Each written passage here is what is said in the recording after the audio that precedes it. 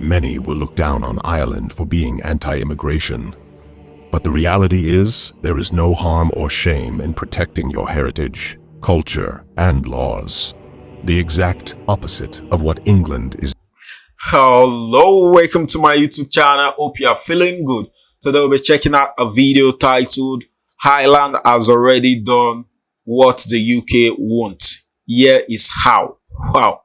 I believe this is going to be another interesting one. Let's check it out. Go. Every country is entitled to have its own migration policy, but I certainly don't intend to allow anybody else's migration policy affect the integrity of our own one. And this country will not in any way, shape or form provide a loophole for anybody else's migration challenges. That's very clear. Other countries can decide how they wish to advance migration. From an Irish perspective, we intend to have a firm rules-based system. The UK government, in choosing Brexit, chose to go it alone on migration. What they've actually seen since then is an increase in people seeking asylum in their country. Their policies are their policies. We're just fed up with the Irish government. We're just fed up with them. It's like a mass plantation what they're doing here. There's so many unvetted male people being brought over to this country, and they're planting them all in around schools, parks, and we're all feeling very unsafe. We're worried for our children. We cannot sustain a huge number, that level of foreign people living within the borders of this country, many of which are living off social welfare because they're being attracted here because of the loose welfare laws and immigration laws of the state. Look after the Irish. Thank you very much. It's become clear that most governments do not act within the interests of their people. But Ireland could teach the UK a thing or two about this. When we analyze Ireland, at least they are fighting back against immigrants who are poisoning their society. The truth is, every country needs to take care of their own people first, before allowing huge amounts of helpless people in from third world countries. And Ireland has embraced this fact, with coming down on immigration policies. Many will look down on Ireland for being anti-immigration. But the reality is, there is no harm or shame in protecting your heritage, culture, and laws. The exact opposite of what England is doing. We have a right to know. Nobody told us. There is no trust. They were put in there without telling anybody. How can you trust somebody that puts something like this under your nose and expect Did you trust those institutions before this happened? No, because this is happening all over the country. Are you nervous about... We're afraid we're going to be labelled as racist and that we don't like people from different places. But that's not the case. With the fact of the matter is, the facilities we have right now at the minute don't facilitate anybody that's already living here. You can't call a group of people racist for simply looking out for their own country, especially when you're against taking people in who hate your country and want to overthrow it. That should be logical. Don't house people who want to destroy the culture and laws of your country. Yet England, on the other hand, couldn't care less about such forms of logic. Instead, they lock up their own people for having an issue with havoc causing immigrants. Last time we spoke, you talked of over 10,000 ordinary working-class local Dubliners who've turned up, a heavy police presence. What's the latest and why are they there, Dougie? Well, good afternoon. Welcome to Dublin. It is one of the most beautiful cities in Ireland, and it is overflowing, according to the population here. They're saying no more immigration, we can't take any more, and this has been going on for years and years, but over the last 2 years I've been very much covering it, and I have seen the council houses, the waiting lists. They are getting more and more for everyday local Dublin people, and indeed Irish people right across. In fact, last week we were in a beautiful place called Wicklow at a small town there, and of course migrants have now been put into there as well.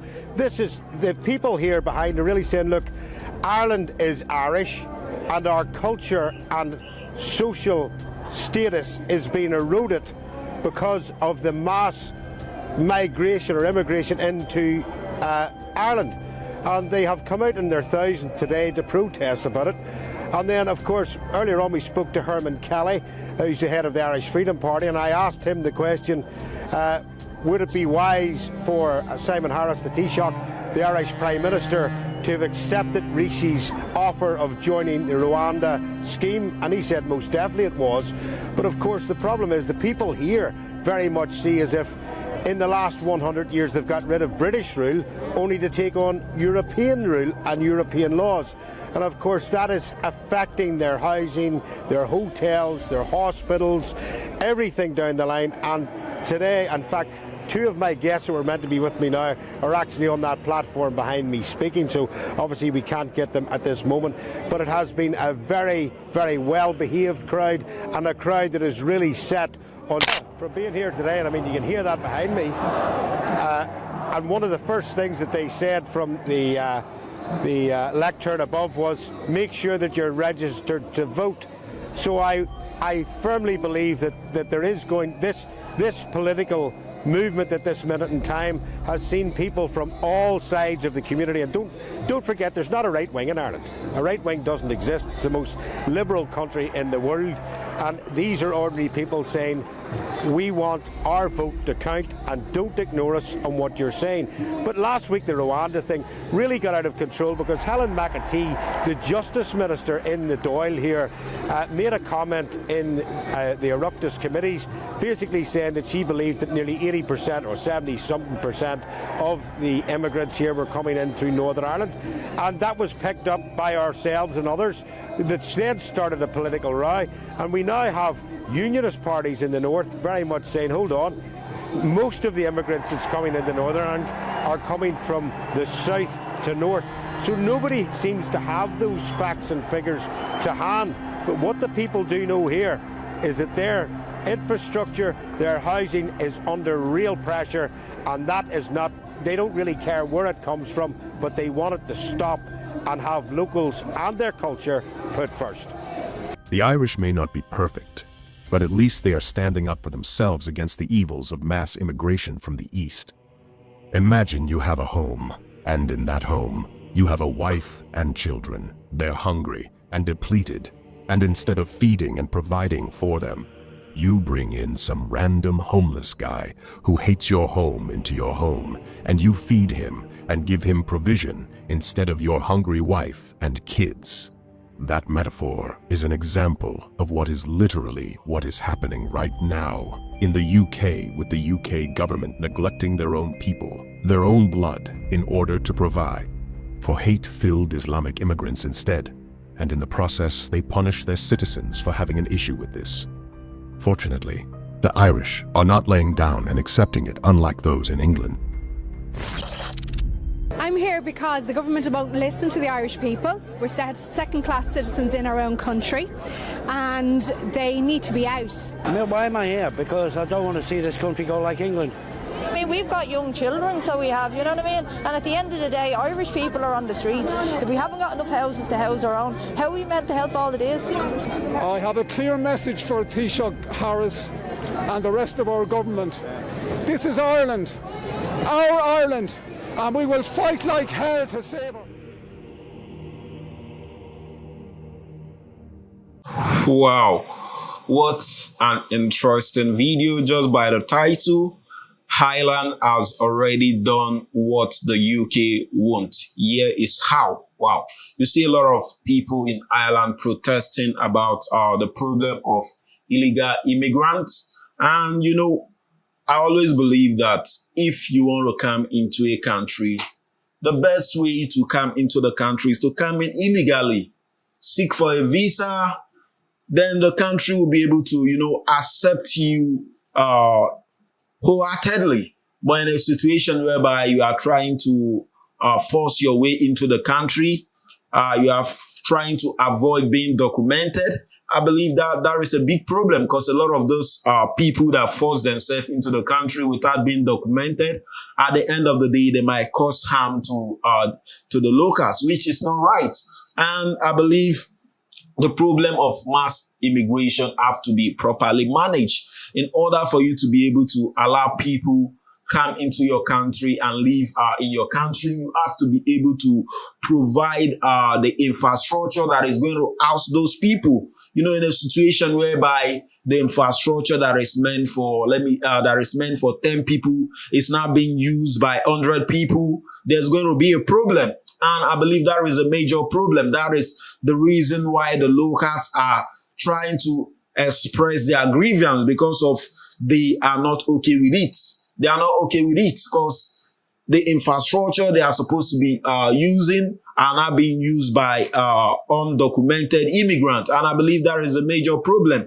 If the government wants to be able to accept more people into the country, to be able to accommodate more people, they have to, you know, come up with some better policies, and at the end of the day, they have to, you know, try to provide more infrastructure, try to create more jobs, so these people coming in, at the end of the day, they will get somewhere to house themselves, they will get some work to do, and at the end of the day, the locals, the indigenous people are not going to feel any hatred toward them, because at the end of the day, when you find out that the resources you are supposed to be using, or the resources the government is supposed to be using to better the people, or the infrastructure the people are supposed to be using, is not being used by immigrants, and at the end of the day, they are left with nothing. This can create a situation whereby the people will start developing hatred for the immigrant, because of they feel that the infrastructure they're supposed to use, the resources the government is supposed to use in developing the country, in providing for the citizen, is not being used by undocumented illegal immigrants.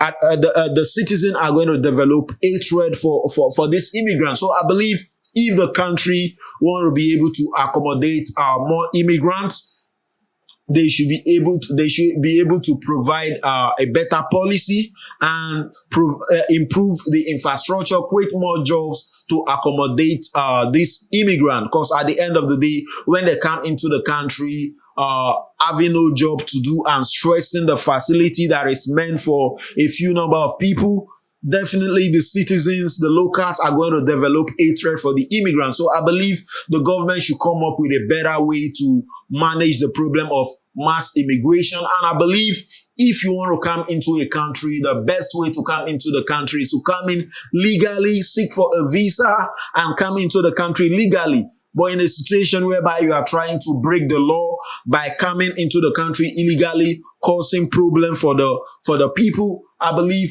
this is the major problem why the indigenous people, why the locals are trying to express their grievance. Looking at what is happening currently right now in England, in UK, where undocumented immigrants try to, you know, demand for some certain rights, try to break some certain rules, and not adhering to the people's law, the people's values. And I believe every country is looking at this to also come up with a better way to make their country a safe country. And believe me, if you have a house and someone decide not to use the door and decide to fly the fence, believe me, you are going to take the person as a criminal. Because why would you decide to fly the fence when you can use the door? So if you want to come into a country, be it Poland, be it Ireland, the best way to come into a country is to come in legally by seeking for visa, and the people will welcome you happily. But in a situation whereby you try to force your way into the country by, you know, breaking the law, that might bring a lot of problem. I believe this is the same reason why the Poland people right now are permitting the soldiers to be able to shoot anyone that is trying to force its way into Poland's border. And this is what every other country is trying to do in order to be able to protect their people, protect their family. So I believe the best way to come into a country is to come in legally instead of forcing your way illegally into the country. Wow, I've really learned a lot just watching this video. I also love to hear your comments regarding what our island is doing, and keep the comments coming. Don't forget, click on the subscribe button, click on the like button. Do have a nice day. Yeah.